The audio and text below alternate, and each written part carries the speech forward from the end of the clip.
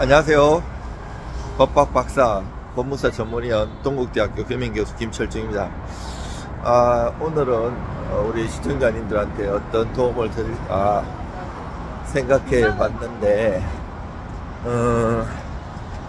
항소장이나 상고장 쓰는 거 가르쳐 드릴게요.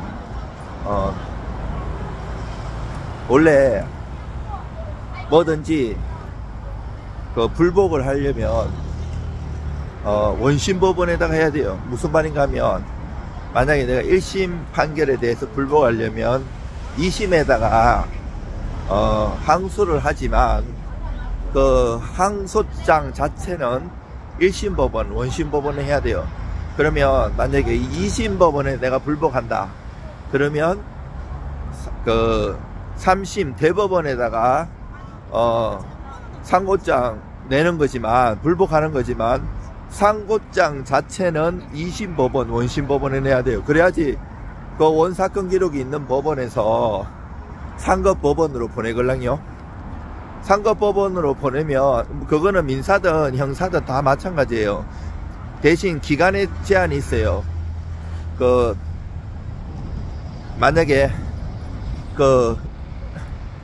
왜 요즘 유명한 정치인 그 2심 갑자기 그 1심에서 징역형의 집행유예 받았는데 2심에서 무죄다니까 대법원으로 소송 기록을 하루 만에 보냈다는 거 있잖아요. 보통 하루에서 일주일 내에 보내는데, 선거 관련이든 행정소송이든 민사든 형사든 다 마찬가지요.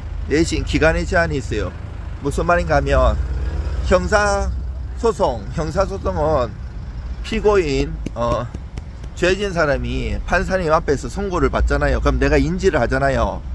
그래서 그날부터 만약에 오늘이 월요일이면 다음 주 월요일까지 그 항소장 제출해야 돼. 일주일. 근데 왜 오늘 월요일이면 다음 주 월요일인가 하면 초일불산이기 때문에 내일부터 기산하기 때문에 그래요. 근데 민사는 당사자가 안 나가도 판결 때릴 수 있거든요. 그러면 그날 안 갔는데 모를 수가 있잖아요. 그래서 판결문이 송달되고 2주 내에 항소나 상고를 할 수 있어요. 기간이 더 길기도 하고 받을 때로부터 그래요. 형사는 판결문을 바로 보내주는 게 아니고요. 내가 나와서 법원에다가 신청을 할 수도 있고, 또 이거 다른 제3자가 알면 여러가지 비밀 누설이란지 뭐 회사 같은데 영업상의 손실이 발생할 수 있고, 여러가지 문제 때문에 제한을 하면 다른 사람들이 판결문을 열람 못하게 할 수도 있어요. 그리고 이제 요번에 최근에 한 달 전에 이제 그 법원에 뭐 등기소든 그 법원 사이트도 많이 개편돼 가지고 불편한 것도 많고 제대로 잘 된 것도 많아요. 옛날에는 그 법무사 변호사가 진행한 거 아니라도 사건 번호 놓고 그 당사자 이름 2자만 넣으면 그 이름 생략 안 되고 쫙 사건 기록이 나왔는데, 요즘은 앞 성만 나오고 뒤에는 이름이 안 나와요. 내가 진행한 사건이 아니면. 그 진행한 사건도 전자로 소송으로 나의 사건 검색으로 들어가야지 그게 확인이 돼요. 그리고 만약에 이제 소송 기록이 원심법원에서 내가 냈잖아요. 내가 1심에 판결 받았으면 1심에 내는 거고, 2심에서 판결 받으면 2심에 내는데, 그거를 1심은 2심으로 보내고 2심은 3심으로 보내는데, 그럼 얘들이 딱 받아본 다음에 그 배당하고 사건 기록이, 사건 번호가 나와요. 2심에서는 보통 민사는 나 이랬잖아요. 그러면 형사는 노고, 그러면 대법원으로, 3심은 대법원이걸랑요. 저기는 중앙지방법원, 왼쪽 서간 쪽이 형사도 있고 고등법원이고, 저쪽이 동간이 1심인데 소액은 저 안쪽에 사별관이라고 있고요. 대법원은 저 길 건너 서초역 쪽에 있는데, 만약에 대법원으로 가면 그래 이제 상고한 사람한테 그래요. 야, 그러면 너 상고장 냈는데 그런 상고 이유서 자세히 한번 내봐. 그러면 그 소송 기록 접수 통지서 받잖아요. 그 상고한 사람이. 그럼 20일 내에 상고 이웃을 내야 돼요. 1심에 불복해갖고 2심에 하는 것도 마찬가지예요. 항소 기록, 소송 기록 접수 통지서 오면 20일 내에 우리 지금 전시시간이라고 다 뭐 법관님들, 검사, 변호사, 법무사 뭐 아니면 직원들 다 이래네요. 아유, 이렇게 저는 제거 유튜브 보시면 아시겠죠. 앉아가지고 그렇게 할 수가 없어요. 대학원에서 교수도 하고 또 제가 여러가지 배우기도 하고 대학원에 또 책도 쓰고 논문도 쓰고 일도 하고 이래가지고 엄청 바쁜 사람이에요. 그렇지만 이제 도움 드리고 싶어서 걸어다니면서요. 뭐 앉아서 이렇게 하고 편집도 하고 사람들 그러잖아요. 그리고 뭐 알바도 써갖고 100만원 200만원 주는데 그러면 그 돈이 어디로 전가되겠어요? 손님한테 전가될 수 있어요. 저는 이렇게 하고 그냥 법정 수수료 받는 만큼 받고 막 많이 받지도 않아요. 그리고 그것도 받기도 어렵고. 근데 이런 다른 법무법인 이상으로 잘 써줍니다. 뭐 한두 장 이렇게 쓰는 게 아니고 수십 장 판례하고 법리적으로 전문적으로 잘 써요. 제가 법학 박사도 땄고 법무사 대표로도 한 13, 14년 있었어요. 지금 그리고 항소 이유서나 상고 이유서도 잘 써야 돼요.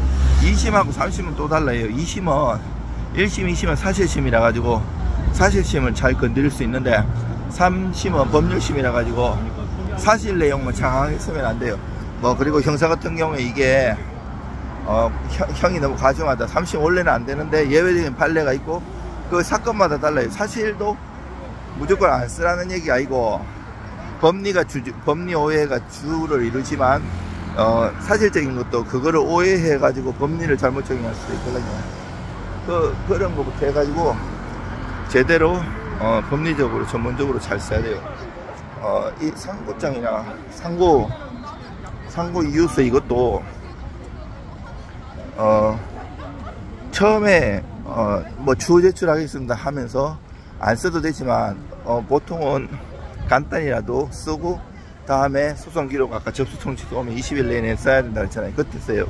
그리고 민사 같은 경우는 송달리 인지 내야 되는데 인지는 2심 같은 경우는 1.5배고 2심은 2배예요. 인지도 금액이 몇 억 되면 몇백만원 될 수도 있고 그걸 잘 해야 돼요. 계산도 정확히 해야 되고 송달료도 내야 되고 원래 그 항소장이나 상고장은 민사 같은 경우 상대방 원본 하나 원래 원본 판사에 보시는 거 하나에 부분을 내야 되는데 상대방 수 더하기 1 하면 돼요. 근데 나중에 소송기록 접수 통지서 오고 그 3심 같은데 이제 상고 이유서 같은 경우는 대여섯 분 해야 돼요.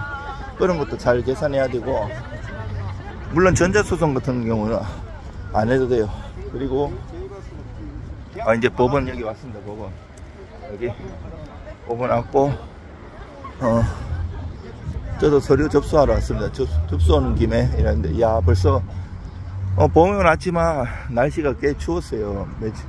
며칠 동안 꽃샘추위였는데 지금 저는 항상 이렇게 뭐 대본 같은 것도 없고 이거 지금 핸드폰도 오래됐어요.